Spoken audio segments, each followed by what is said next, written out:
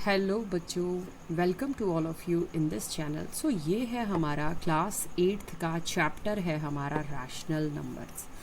सो ऐसे कुछ क्वेश्चंस होते हैं जो कि they are very important from our examination point of view. तो उन्हीं में से this is one of the most important question. तो चलिए इसे समझते हैं, how can we do this, but by using the appropriate property. अब करने को simply you can cut those things which are getting solve, but हमें यहाँ पर उसने लिख दिया है using appropriate property. So what is it's mean? So by using these properties हमें इन क्वेश्चंस को करना है। So how can we do this? सबसे पहले तो देखें, we have 2/5 multiply by -3/7। So consider this as one thing. इसे यहाँ है -1/6 इंटू 3/4। सो जहाँ पर हमारे प्लस और माइनस के साइन इन्हें अलग कर रहे हैं, हम इन्हें 3 पेयर्स में बांट सकते हैं। तो यहाँ पर आई हैव 2/5, यहाँ पर भी आई हैव 2/5। मैं क्या करूँगी, इन दोनों टर्म्स को इकट्ठे कर सकती हूँ। I can write here 2/5 multiply -3/7, and इस टर्म को मैं यहाँ इसके पास लिख सकती हूँ +1/14 इंटू 2/5, और इस टर्म को मैं -1/6 इंटू 3/2 इस तरह से लिख सकती हूँ। सो हेयर यहाँ हमने अब कौन सी प्रॉपर्टी का इस्तेमाल किया? मैंने क्या किया कि इस जगह पर इस इक्वेशन, इस टर्म को लिखा और इस टर्म को, इनका आपस में क्या कर दिया, प्लेस चेंज कर दिया।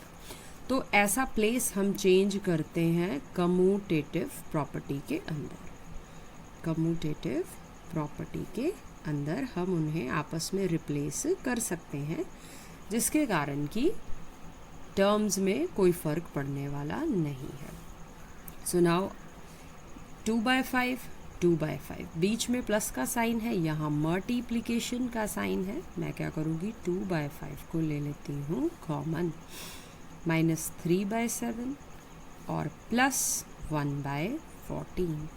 अब होगा क्या, जब 2/5 को दोबारा से इनसे मल्टीप्लाई करेंगे, then again we get 2/5 into -3/7 plus 1/14 into 2/5। तो ये कौन सी प्रॉपर्टी थी? This is distributive property. तो हम लिख सकते हैं कि बाय यूजिंग डिस्ट्रीब्यूटिव प्रॉपर्टी मैंने इस चीज़ को इस तरह से लिखा। सो इस टर्म को I can write as it is. So whenever I solve 3 2s are 6, so 2/5, now taking its LCM, it is 14, 6 plus 1, and here we have -1/4. And whenever I solve this is into इसे काटने पर I got, इसे subtract करने पर -5/14, and here I have -1/4. तो 5 से cut जाएंगे 5, 2 से कट जाएंगे 14, दिस इज -1/7 and -1/4.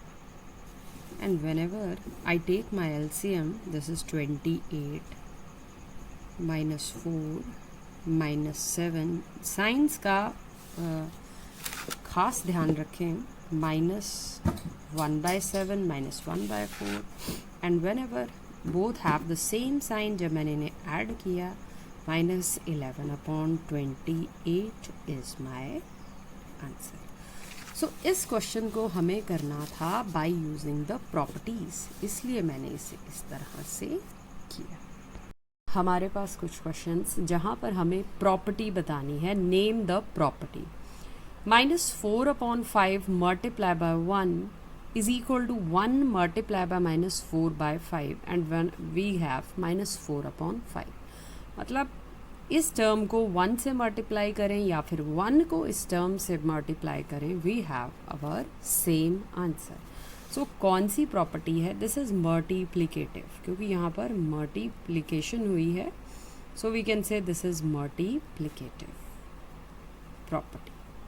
बात कर लेते हैं -13/17। -2/7 that is equal to -2/7 into -13/17।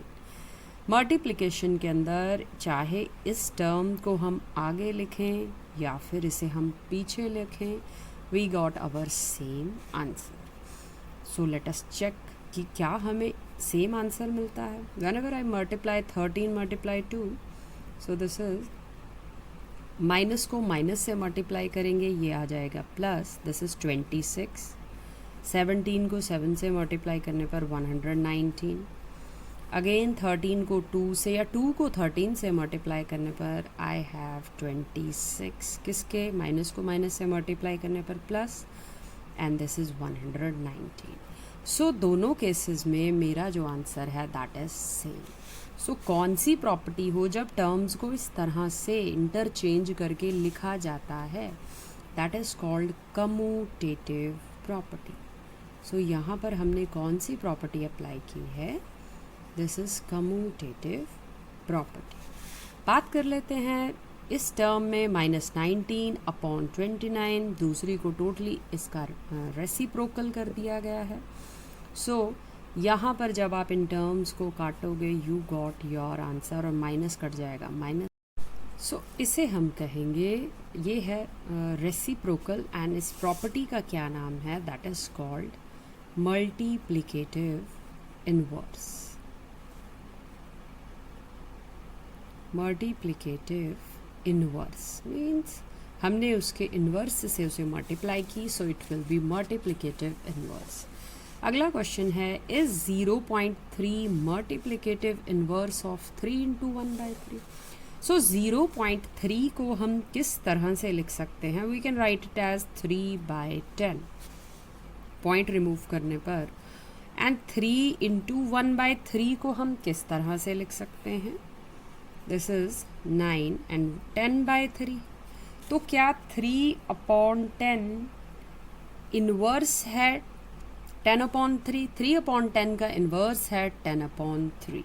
अब बात की गई है मल्टीप्लिकेटिव इन्वर्स, तो मल्टीप्लाई करेंगे किससे? उसके इन्वर्स से। दिस इज द प्रॉपर्टी, जब भी मल्टीप्लाई करो किसी टर्म को उसके इन्वर्स से, that is called multiplicative inverse. So whenever I cut it, I got 1 is my answer. So ये कुछ ऐसे क्वेश्चन है एक्सरसाइज 1.1 के, जो कि जिनसे रिलेटेड क्वेश्चन एग्जाम में देखने को मिलेंगे ही मिलेंगे।